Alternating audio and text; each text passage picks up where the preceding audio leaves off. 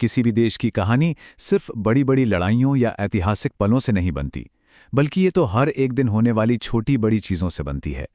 तो आज हम भारत के ऐसे ही एक दिन की कहानी देखेंगे, ये समझने के लिए कि कैसे एक देश एक ही वक्त में कई अलग अलग मोर्चों पर आगे बढ़ता है। तो सवाल यही उठता है कि आखिर कोई देश अपना भविष्य बनाता कैसे है? क्या इसका कोई एक जवाब है? शायद नहीं। जवाब छिपा है नई नई टेक्नोलॉजी में, अपनी विरासत को सम्मान देने में और दुनिया के साथ कंधे से कंधा मिलाकर चलने में। चलिए भारत के इस एक दिन की कहानी में इन जवाबों को ढूंढते हैं। ठीक है, तो शुरुआत करते हैं भविष्य की तरफ बढ़ते कदमों से। और आजकल भविष्य का दूसरा नाम है टेक्नोलॉजी। देखते हैं कि कैसे टेक्नोलॉजी, एनर्जी और हेल्थ इन दो जरूरी सेक्टर्स को बदल रही है। अब ये एक बहुत ही कमाल का कॉन्सेप्ट है, हाइड्रोकाइनेटिक पावर।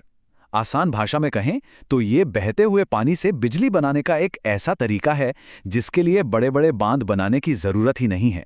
सोचिए, बस नदी या नहर के नेचुरल फ्लो का इस्तेमाल करके बिजली बनाना। ये तो उन दूर दराज के इलाकों के लिए गेम चेंजर हो सकता है जहां बड़े बांध बनाना मुमकिन ही नहीं है। तो ये पारंपरिक हाइड्रोइलेक्ट्रिक पावर से अलग कैसे है? फर्क साफ है। हाइड्रोइलेक्ट्रिक में जैसा हम जानते हैं बांध बनाकर पानी रोका जाता है, मतलब उसकी पोटेंशियल एनर्जी का इस्तेमाल होता है। वहीं हाइड्रोकाइनेटिक में पानी के बहाव यानी उसकी काइनेटिक एनर्जी का इस्तेमाल होता है। इसका सबसे बड़ा फायदा पर्यावरण पर असर न के बराबर। ये एक बहुत बड़ा अंतर है। और बात सिर्फ थ्योरी की नहीं है, भारत इस टेक्नोलॉजी में एक बड़ी छलांग लगा चुका है। पंजाब की नांगल नहर पर देश का पहला मेगावाट स्केल हाइड्रोकाइनेटिक पावर प्रोजेक्ट काम करना शुरू कर चुका है। ये सिर्फ 1 मेगावाट बिजली नहीं है, ये क्लीन एनर्जी के भविष्य की तरफ 1 मेगावाट का भरोसा है।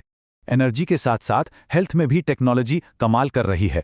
उत्तर प्रदेश सरकार ने IIT कानपुर के साथ मिलकर एक आयुष ऐप लॉन्च किया है। जरा सोचिए, आयुर्वेद, योग और यूनानी जैसी हमारी पारंपरिक चिकित्सा पद्धतियों पर एक्सपर्ट की सलाह अब बस एक क्लिक दूर है। ये हमारी सदियों पुरानी विरासत को मॉडर्न जिंदगी से जोड़ने का एक बेहतरीन तरीका है। भविष्य की बात तो हो गई, लेकिन किसी भी भविष्य की नींव हमेशा उसकी विरासत की मजबूत जमीन पर ही रखी जाती है ना?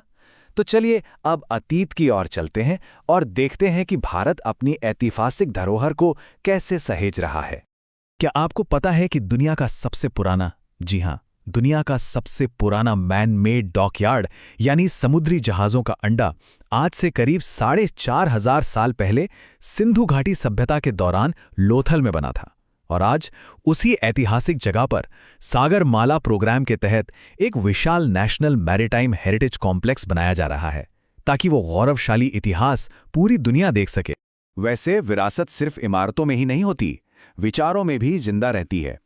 हाल ही में पूर्व प्रधानमंत्री अटल बिहारी वाजपेयी जी के जीवन और उनके सिद्धांतों पर एक नई किताब आई है, सनातन संस्कृति की अटल दृष्टि।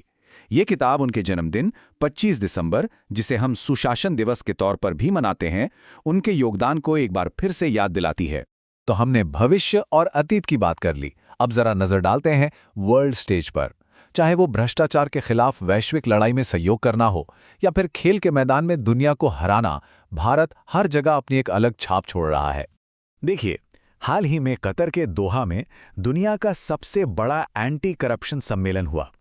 इसमें भारत की मौजूदगी ये बताती है कि वो सिर्फ अपने देश में ही नहीं, बल्कि ग्लोबल लेवल पर भी ईमानदारी और पारदर्शिता के लिए कितना कमिटेड है। ये एक जिम्मेदार वैश्विक शक्ति की असली पहचान है। और अब खेल जगत से एक जबरदस्त खबर। पहली बार भारत में बेंगलुरु में वर्ल्ड टेनिस लीग 2025 का आयोजन हुआ और काइट्स टीम ने खिताब जीत लिया। ये जीत भारत में टेनिस के बढ़ते क्रेज और हमारी world class sports events host करने की क्षमता दोनों का सबूत है। और खेल की दुनिया में जीत का ये सिलसिला यहीं नहीं रुका। दुबई में हुए 2025 एशियन यूथ पैरा गेम्स में भारतीय एथलीटों ने जो किया वो सच में कमाल है। हमारे युवा पैरा एथलीट्स ने अपने जुनून और कड़ी मेहनत से 36 गोल्ड मेडल अपने नाम किए।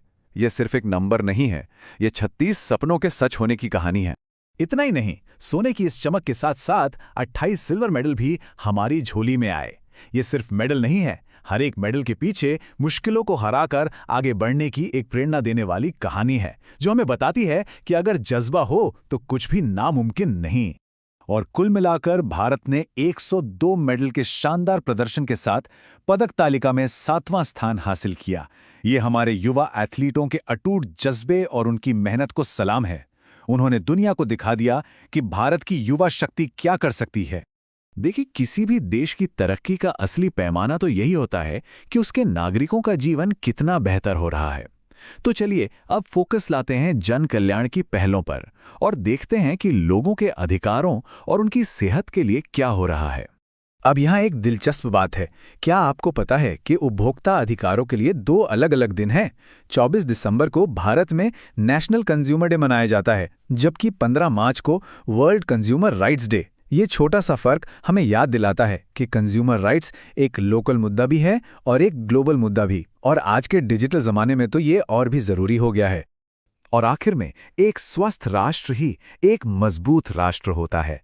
फिट इंडिया मूवमेंट के तहत संडे ऑन साइकिल जैसी पहलें लोगों को साइकिल चलाने के लिए एनकरेज कर रही हैं।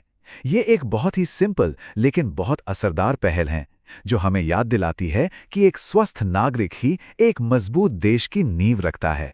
तो नई ऊर्जा से लेके प्राचीन इतिहास तक, टेक्नोलॉजी से लेके खेल के मैदान तक, एक दिन में हुई ये सारी तरक्की एक देश की यात्रा के बारे में क्या बताती है? शायद यही कि भविष्य का निर्माण किसी एक दिन में नहीं, बल्कि हर दिन, हर पल और हर एक कोशिश से होता है।